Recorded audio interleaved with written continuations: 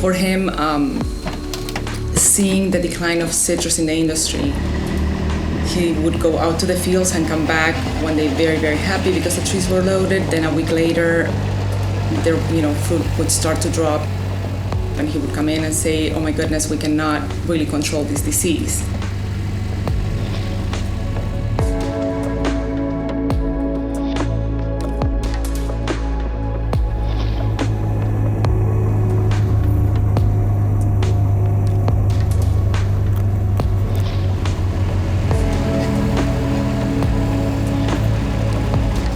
We've been fighting greening for 10 years.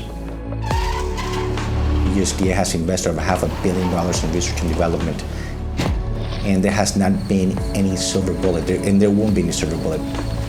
When Ed Pines began growing citrus in Florida, the industry was at its peak, harvesting over 200 million boxes annually. Florida citrus, the iconic symbol of the Sunshine State, was a major pillar in the state's economy. But in 2005, the industry was dealt a major blow. Citrus greening had entered Florida. Also known as Huanglongbing, or HLB, greening is a devastating disease caused by the Asian citrus psyllid and is impacting citrus production throughout the world. What HLB does is it's caused by a bacteria. It essentially blocks the phloem, and this prevents the roots from getting the sugars that are created in the leaves through photosynthesis. And what happens is that this usually causes the roots to disappear. Symptoms appear in the top half of the tree after 70% of the roots have been destroyed. We're all started to spray 12 to 14 times a year, using a lot of insecticides and pesticides to control the HLB. Our fertilizers and nitrogen consumption has gone up because our root has decreased, have been damaged, and also our water usage has gone up. So for us, we were looking at, is there a way that we can improve our growing practices, trying to decrease the inputs of fertilizers, water, pesticides. In 2012, Ed Pines formed the citrus consulting company EIP Citrus Management, LLC, and began to explore alternative farming methods. In 2014, his search led him to the University of Florida's Institute of Food and Agricultural Sciences.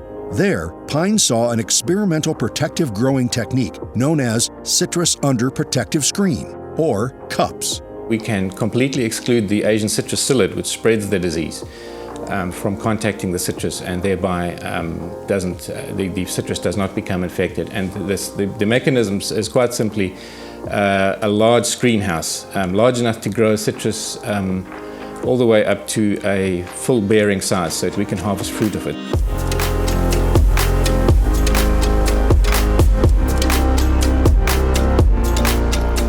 Seeing CUPS technology triggered a paradigm shift in Pines' approach to greening.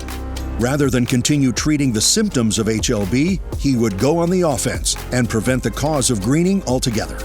In 2016, he adapted IFAS's system to a 20-acre grove in Lake Wales, known as Precision Citrus LLC. Although this structure was damaged by Hurricane Irma the following year, Pines was not deterred. He went on to build an even larger CUPS grove on 180 acres in Polk County. EIP's CUPS structures, Ag Armor, are framed with 20-foot galvanized poles and covered with 50 mesh netting. Anchored by concrete and secured with cables, the greenhouse can withstand 75-mile-per-hour winds. Beyond excluding psyllids, the screen diffuses the effects of the environment outside. The mesh reduces the chance of sunburn and wind scar on the fruit, which increases the value of the citrus for fresh fruit market. And during the day, the protected screenhouse environment is a few degrees Fahrenheit warmer than outside, resulting in accelerated tree growth. Our data has shown that trees grow 2.5 times faster inside versus outside. And of course, if you plant a tree on the outside, it takes you, 3 to 4 years to come into production. Inside of CUPS, we're looking at 2 years. The intensive CUPS production system is ideal for high-density tree planting. Ed is growing 340 trees per acre, nearly 60% higher than Florida's traditional citrus groves. The CUPS automated irrigation system also reduces the use of labor, fuel, fertilizer, pesticides, and water. Hey, could you fire up the pump for us and run 1 and 4?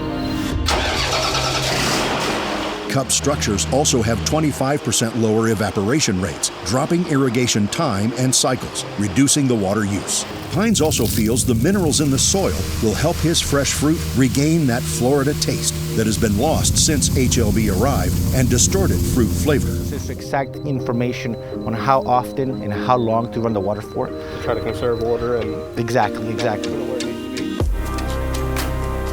When you first hear about it, for us as an organization or for growers, you think it's ridiculous to have to, grow citrus under a tent, under a house, under a screen room.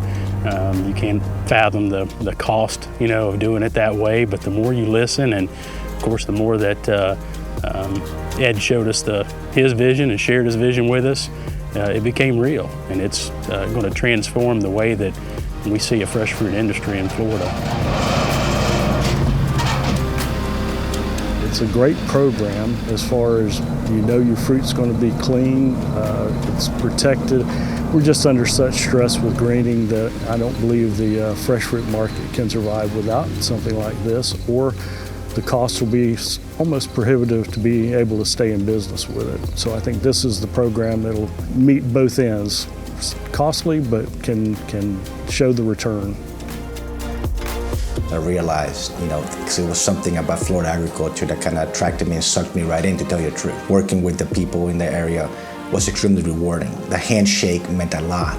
It was something that really, really kind of attracted me to coming and joining the agricultural industry in Florida back in 1992, and from then I never left. I think that one of the biggest blessings we've had is that given the situation with greening, we've had a chance to reinvent ourselves. So by the time that I met Ed, he was already growing citrus and involved in agriculture. And 25 years later, he had a chance to completely reinvent how he can get something done that he's passionate about.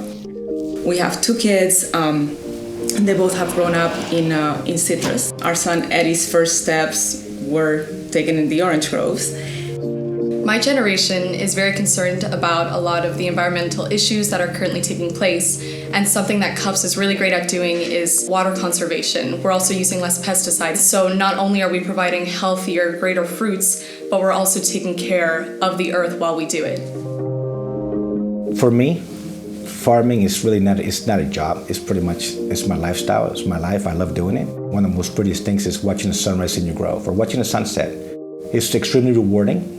It is challenging, but for us and my family, we're blessed to be living in this part of the state and to be doing what we're doing. It's extremely rewarding when you're working with the land and when you're working with nature.